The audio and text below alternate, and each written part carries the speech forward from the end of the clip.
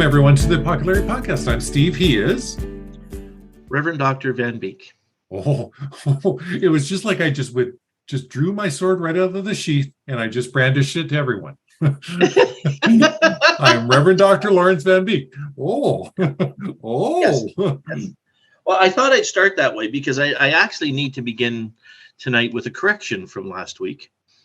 And that's that we were talking about, remember, what's his name? Nehemiah. Nehemiah was going around the walls, and we were talking about the different walls, the dung wall, and the dung gate and the sheep gate, and then he went to the pool of Siloam. Yeah. And I said, well, that was where they stirred the waters, where the guy couldn't get in. And then you said, well, then when the guy was better, didn't he talk to the Pharisees and talk about that? And I said, no, that was the blind man. That was the other pool. And one of our listeners got a hold of me and said, actually, Lynn, she said, the one who corrects us all the time. She said, no, the pool of Siloam was the blind man. Steve was right. It was the blind man, and it was the blind man that talked to the Pharisees when that Jesus healed the blind man, and then he later said, "What, do you want to be one of his followers too?" But it was the pool of Bethsaida where the angel stirred the water. Ah, there we go. And where Jesus healed that guy, yeah. At the guy who couldn't get into the water, and Jesus just goes ahead and heals him then. Yeah. And I had married both stories too, right? So. Well, no, I screwed up the stories. You actually got the right guy at the pool. And even though now I know different, it still seems to me it was the pool of Siloam that was where the waters were stirred. So maybe one day I'll go over to the Gospel of John and just have another look. And then in the earliest and best texts, that story isn't even there. Oh, well, there you go. Yeah, the stirring of the water. And when I say earliest and best, I say that a little tongue in cheek. That's what they used to say about the Alexandrian text. They called it the neutral text. Okay. And if something wasn't in the Alexandrian text, then they wouldn't. So basically, when you're doing New Testament studies, there are about 10,000 or so manuscripts out there, anywhere from part of a verse to most of the New Testament, these manuscripts. And there's manuscripts from Palestine. There's a Caesarean text. There's the Alexandrian text. And then there's the Byzantine texts, right? Right. And so as they look at these texts, they weigh them to see which is probably that brings you closest to the original. So if the words are in all three texts, then you'd say, oh, that definitely was in the Bible. But if the words were just in the Byzantine, most of the texts are the Byzantine text. That's Constantinople. You remember where the Roman emperor said, he pronounced the empire Christian. And so then the scholars had the freedom to do it. And Byzantine texts are conflationist. And so then they would look. So in the early days, they would look to the Alexandrian text and say that was the best text. But we don't do that anymore. I should really stop about this because I don't think our audience cares. No, they do. It means nothing to them all. So everything I've talked about right now, Steve, is what we call textual criticism. Which is a big part of New Testament studies. Sorry, you saved it and you brought it back. And Lynn, we do appreciate your corrections too, by the way. So, but no, thanks for explaining that, Larry, because it is ties into the story of So I did get them wrong, but now Nehemiah, he is building the walls. By the way, another thing I should mention, because we're going to get to this again, is how is it that everybody in ancient Jerusalem knew how to build a wall? Like everybody was building walls. The one guy, Lynn also mentioned that we didn't read that. The one guy was building it with his daughters, his section of the wall, and the other guy they were priests building the walls, and everybody was building these walls. So to say they weren't talented in the first century, and to think that the 21st century is where all the knowledge exists is very, very time biased. Yes. Yep. Well said. It's like racism, only with time. Timism. Yeah, you're a timist. So we're now in chapter 4. Go ahead, Steve. I was just going to say, so buddy, tonight in chapter 4, what are we going to see? Well, we're going to see the opposition to the wall by Sanballat and his friends. And remember that one guy, the one guy we read, felt that the Jewish guys, that Nehemiah and them actually made mistakes. But when you read this, you find out that Sanballat, the Samaritan, was a jerk. Yes. And Tobiah, the Ammonite, his friend, the Ammonite, was also a jerk. Yeah. And there were Arabs and everything around there giving them grief. Yeah. While they were building this wall. Yeah. So okay, right on. Well, let's jump in and stop me wherever you want, bud, and then we'll go from there. Yeah. When Salabit. Wow. Started off quick tonight, didn't I? When Sanballat heard that they were rebuilding the wall, he became angry and was greatly incensed. He ridiculed the Jews, and in the presence of his associates in the army of Samaria. Ooh, that's something I hadn't even thought of before. He said, but that they had an army still, yeah. They had an army still. What are those feeble Jews doing? Will they restore their wall? Will they offer sacrifices? Will they finish in a day? Can they bring back the stones, or can they bring the stones back to life from those heaps of rubble, burned as they are? Tobiah the Ammonite, who was at his side, said, "What are they building? Even a fox climbing up on top of it would break down their wall of stones. Hear us, O God, for we are despised. Turn their insults back on their own heads. Give them over as plunder in a land of captivity. Do not cover up their guilt or blot out their sins from your sight, for they have thrown insults in the face of the builders." So we rebuilt the wall until all of it reached half its height, for the people worked with all their heart. Yeah, now this sounds like the walls were completely broken down, but I'm thinking like the walls would be, parts would be broken down and partially broken and parts were burned, and that's why Sanballat was so angry. It may have started off okay the way that other author said, but by this point he's just mad at them, right? And he's saying to their armies, he's saying, "Look at these guys. Like they're a bunch of morons. They don't know what they're doing. The building of this wall isn't that good. That's why if a fox climbed on it, it would fall down." Yeah. Then it goes right to his little prayer there. The prayer is it must be Nehemiah, but there's nothing that says that. But it's right. Nehemiah prays and said, like help us, Lord, get this wall built. And then Sanballat is still upset, and he gets Tobiah and the Arabs together. Don't forget, the Arabs are relatives of the Jews as well. Yeah. Okay. I mean, they've been trying to kill them forever, but they're still family. Yeah, as good families do. Yeah. All right. Well, picking it up at verse 7 then, folks. When Sanballat, Tobiah, the Arabs, and the Ammonites, and the people of Ashdod. It almost sounds like a funny song to me every time. It's something that Phil Vischer from VeggieTales would have written. Heard that the repairs to Jerusalem walls had gone ahead and that the gaps were being closed. They were very angry. They all plotted together to come and fight against Jerusalem and stir up trouble against it. But we prayed to our God and posted a guard day and night to meet this threat. Meanwhile, the people in Judah said, "The strength of the laborers is giving out, and there is so much rubble that we cannot rebuild the wall." Also, our enemies said, "Before they know it or see us, we will be right there among them and kill them and put an end to the work." Then the Jews who lived near them came and told them 10 times over, "Wherever you turn, they will attack us."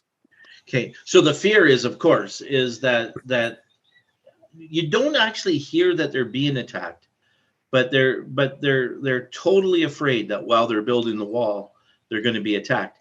And you're out there with a trowel and mortar and putting bricks in the wall. It's hard to defend against guys who are coming against you, and that is what he's going to prepare for in verse 13. Right. Okay. So 13, folks. Therefore, I stationed some people behind the lowest points of the wall at the exposed places, posting them by families with their swords, spears, and bows. After I looked things over, I stood up and said to the nobles, the officials, and the rest of the people, "Do not be afraid of them. Remember the Lord, who is great and awesome, and fight for your families, for your sons and for your daughters, for your wives and for your homes. When our enemies heard that we were aware of their plot and that God had frustrated it, we all returned to the wall, each to our own work. From that day on, half the men did the work, and the other half were equipped with spears, shields, bows, and armor. The officers posted themselves behind all the people of Judah who were building the wall. Those who carried the materials did their work with one hand and held a weapon in the other. And each of the builders wore a sword at his side as he worked. But the man who sounded the trumpet stayed with me.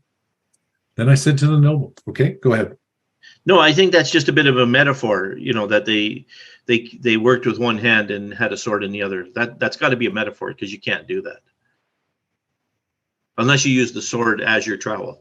Yeah, that's right. But he was trying to say that they were prepared, I guess. They were totally prepared. I had a friend that once said, we believe in going to doctors, and we believe that God's going to heal us, but we act like Nehemiah. We still take our medication until God heals us. Yeah. And I think it's a good sentiment, probably a bad example, but a good sentiment just the same. Yeah. No, I get where you're going from. That makes total sense to me. But these guys are totally prepared for all of the attacks. Yeah. Yeah. Okay, verse 19. Then I said to the nobles, the officials, and the rest of the people, the work is extensive and spread out, and we are widely separated from each other along the wall. Wherever you hear the sound of the trumpet, join us there. Our God will fight for us. So we continued the work with half the men holding spears, and from the first light of dawn until the stars came out. At that time, I also said to the people, have every man and his helpers stay inside Jerusalem at night, so that they can serve us as guards by night and workers by day. Wow, I think that could violate a few HR rules.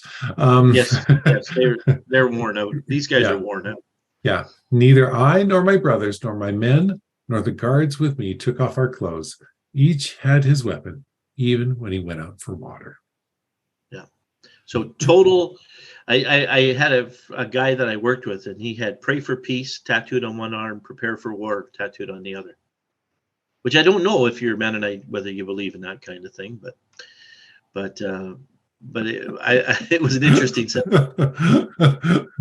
It was something Peterson said in one of the little things that I was listening to, where he said, we need to be dangerous. And the guy says, well, we don't need to be dangerous.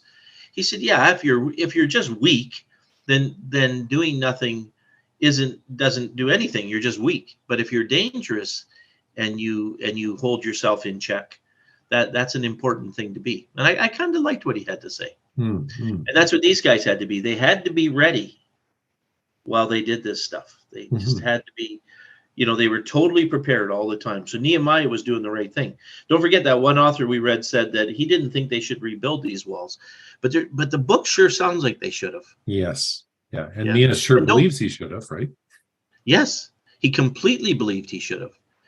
Yeah. And don't forget, this did give you the illustration here. It did show you they were filling the gaps in the walls. Yeah. So the walls were partially built, and they were putting the stones back in where they've been falling out. Yeah. Yeah. And I don't know how thick the walls in Jerusalem were. They weren't like the walls of Jericho. In Jericho's walls, you could live inside the walls. Right. I don't think these are like that. I think, yeah. Interesting. And comparison to us, they're actually facing a real existential threat. Not, someone's going to make fun of us with words. These guys are literally being threatened with their lives. Yeah. And I don't know that Sanballat would have done it, but they sure thought he might. Yeah, it was interesting to see that phrase earlier on in the passage, the army of Samaria, because I'd never put that into my consciousness. I kind of always thought they were just the guys that were left behind piddling around, poor guys. Yeah. But it wasn't that bad. And you're going to read in the next chapter that there was actually quite a bit more going on as well. That was my preparation for the next chapter. Oh, see, that was one of the. That was a fantastic segue. Well done, sir. Well, it wasn't done. really foreshadowing, but not as good as Gulman did in his thing. All right. Chapter 5, folks. Now the men and their wives raised a great outcry against their fellow Jews. Some of them were saying, we and our sons and daughters are numerous, and in order for us to eat and stay alive, we must get grain. Others were saying, we are mortgaging our fields, our vineyards, and our homes to get grain during the famine. Still others were saying, we have had to borrow money to pay the king's tax on our fields and vineyards. Although so I'll stop you there just for a second. Yeah. So do notice that even though the king of Persia did a lot for Nehemiah and helped him to get there, they were still paying taxes to him. Mm-hmm. And so much so that I read a thing that said when Alexander the Great went to Persia, he actually found about 350 tons of gold at Susa and 1,500 tons of silver at Susa. And it was just one thing I read. I don't know how true that is, but the idea is one of the reasons that the king of Egypt or king of Persia allowed them to go was because they were going to pay taxes when they got there. Intriguing, eh? Mm-hmm. But they're also paying it to their own people. So if you read a little further, you're going to find out that it wasn't just the king of Egypt they were paying taxes to. The rich people were putting the sons and daughters into slavery to pay them as well. These are Jewish people against Jewish people. Yeah. Oh. Yeah. All right, folks. Verse 5. Though we are before you're too bad angry at them, don't forget Canadians also charge Canadians interest. Yes. Yeah. It's not limited to one people group. No. Okay, verse 5, folks. Although we are the same flesh and blood as our fellow Jews, and though our children are as good as theirs, which is something that has been said throughout all ages, yes. we have to subject our sons and daughters to slavery. Some of our daughters have already been enslaved, but we are powerless because our fields and our vineyards belong to others. When I heard their outcry and their charges, I was very angry. I pondered them in my mind and then accused the nobles and officials. I told them, you are charging your own people interest. So I called together a large meeting to deal with them and said, as far as possible, we have brought back our fellow Jews who were sold to the Gentiles. Now you are selling your own people, only for them to be sold back to us. They kept quiet because they could find nothing to say. Yeah, so they were really working over their people, and he said you can't do that. Just like Paul said at one place, a Christian shouldn't take another Christian to court. Like you should be able to work this stuff out if you're both Right. Christian. Right. And in this day and age, you probably find out you can't. But at Paul's time, maybe you still could. Yeah. Yeah. Okay, so verse 9 now. So I continued, what you are doing is not right. Shouldn't you walk in the fear of our God to avoid the reproach of our Gentile enemies? I and my brothers and my men are also lending the people money and grain, but let us stop charging interest. Give back to them immediately their fields, their olive groves and houses, and also the interest you are charging them, 1% of the money, grain, new wine, and olive oil. Yeah, poopy low interest rate though. Yeah, we could deal with that kind of mortgage rates today. Yeah. We will give it back, they said, and we will not demand any more from them. We will do as you say. Then I summoned the priests and made the nobles and the officials take an oath to do what they had promised. I also shook out the folds of my robe and said, in this way may God shake out of their house and possessions anyone who does not keep this promise. So may such a person be shaken out and emptied. At this, the whole assembly said amen and praised the Lord, and the people did as they had promised. Yeah, so if you're a Jewish guy, you're supposed to make your money on foreigners, not on your own people. You're allowed to charge interest to foreigners. You're just not allowed to charge interest to your own people, which in some ways would make you not want to help your own people. So there's a downside to that as well. So, but as far as Nehemiah was concerned, he told them what they ought to do, and they did it right. Yeah. Okay.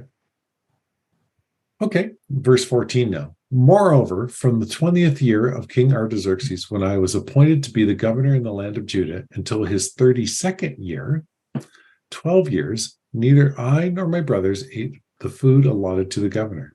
But the earlier governors, those preceding me, placed a heavy burden on the people and took 40 shekels of silver from them, in addition to food and wine.